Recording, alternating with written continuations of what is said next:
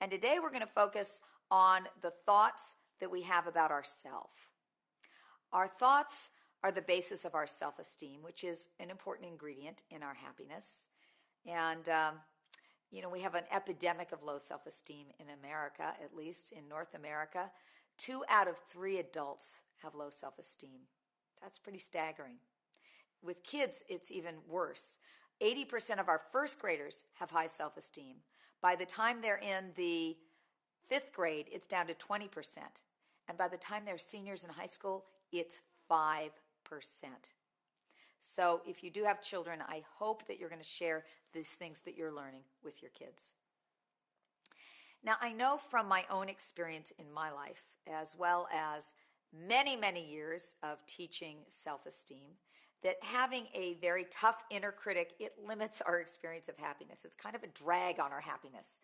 We've got beliefs and thoughts like, I'm not good enough, I don't feel worthy. These are big happiness robbers. And what we tell ourselves over and over again becomes our reality, not because it's true, but because it's what we've learned to believe. I want to tell you an old Cherokee Indian legend that speaks about this. And in this story, one evening, a Cherokee elder is talking with his grandson about the battle that goes on inside of people. And he says, "My son, there is a battle between these 2 wolves that live inside of us.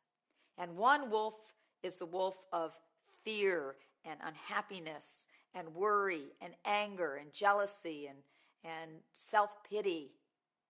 And the other wolf is the wolf of happiness. It's joy and love and hope and kindness and compassion." And the grandson thought for a minute about what his grandfather had just said, and he said, "Well, grandfather, which wolf wins?" And the old Cherokee grandfather simply said, "The one you feed the most." So we've got the wolf of unhappiness, our inner critic, that if we feed it, it keeps on growing. And this is the voice that tells you that, you're being judged, or you've got to do a better job, or that, you have better try harder. That is not the wolf that we want to be feeding. What we want to be feeding, of course, is the wolf, what we've been focusing on, the way that we can create new neural pathways in the brain so that we actually are building up more happiness. That's the wolf we want to feed.